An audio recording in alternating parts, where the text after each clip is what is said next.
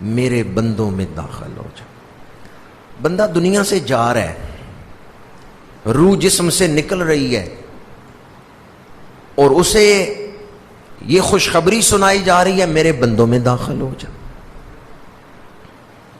روحوں کی 3 قسمیں ہیں۔ کچھ روحیں وہ ہیں جو ابھی اس دنیا میں نہیں آئیں، عالم ارواح میں ہیں۔ کچھ روحیں وہ ہیں جو اس وقت دنیا میں ہیں۔ کچھ روحیں وہ ہیں جو دنیا کا سفر کر کے عالم برزخ میں پہنچ گئی ہیں۔ تو کتنی قسمیں ہو گئیں؟ یہ 3 مقام ہیں، عالم ارواح، دنیا اور عالم برزخ۔ اس وقت تینوں مقامات پر روحیں ہیں۔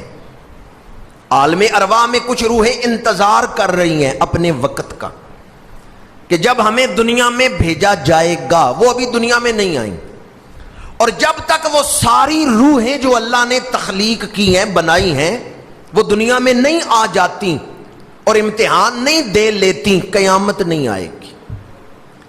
قیامت اس وقت آئے گی جب ساری روحیں دنیا کے بازار سے گزر گئیں، دنیا میں آ گئیں، امتحان دے لیا۔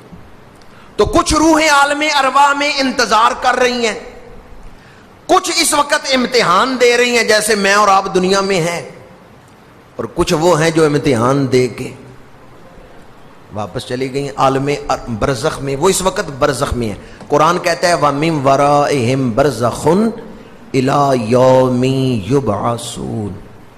قیامت سے پہلے پہلے روحوں نے کہاں رہنا ہے؟ برزخ میں۔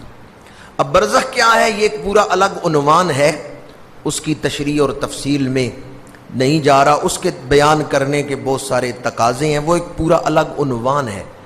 لیکن آپ اتنا یاد رکھیں کہ برزخ ایک جہان ہے اور اس دنیا کے جہان سے بڑا ہے۔ ماں کے پیٹ میں آدمی سمجھتا ہے سب کچھ یہی ہے، پر جب وہ ماں کے پیٹ سے دنیا میں آیا تو یہ دنیا کا جہان ماں کے پیٹ سے کتنا بڑا ہے۔ اسی طرح دنیا کے پیٹ سے برزخ کا جہان بہت بڑا ہے۔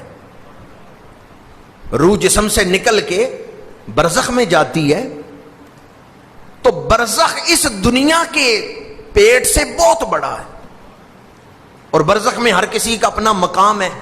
نیک لوگوں کی روحیں بلندی میں، علیین میں، اور کافروں کی، فاسقوں کی، منافقین کی سجین میں رہتی، اور وہاں سے قبر کے ساتھ ان کا تعلق رہتا ہے۔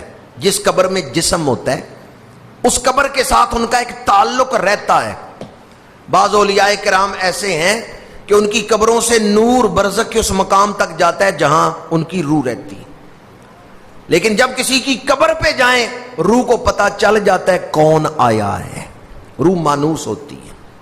اس لیے میں نے کہا میں تشریح میں نہیں جا رہا کہ اس کا ایک پورا الگ موضوع ہے برزخ کا، اس کے بیان کرنے کے تقاضے ہیں۔ سورہ واقعہ میں اللہ کریم نے فرمایا نحن قدرنا بینکم الموت وما نحن بمسبوقین علی ان نبدل امثالکم وننشئکم فیما لا تعلمون۔ ہم تمہیں ان جہانوں میں لے جاتے ہیں جنہیں تم جانتے۔ بڑی تکلیف ہوتی ہے دل کو جب ہم سنتے ہیں فلاں فوت ہو گیا، فلاں فوت ہو گیا، فلاں فوت ہو گیا۔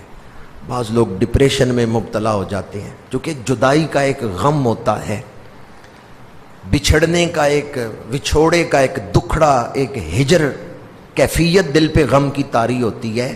پر یاد رکھیں جو بچھڑے ہیں مک نہیں گئے، مٹ نہیں گئے، فنا نہیں ہو گئے، ختم نہیں ہو گئے، بس ایک جہان چھوڑ کے دوسرے جہان میں گئے ہیں۔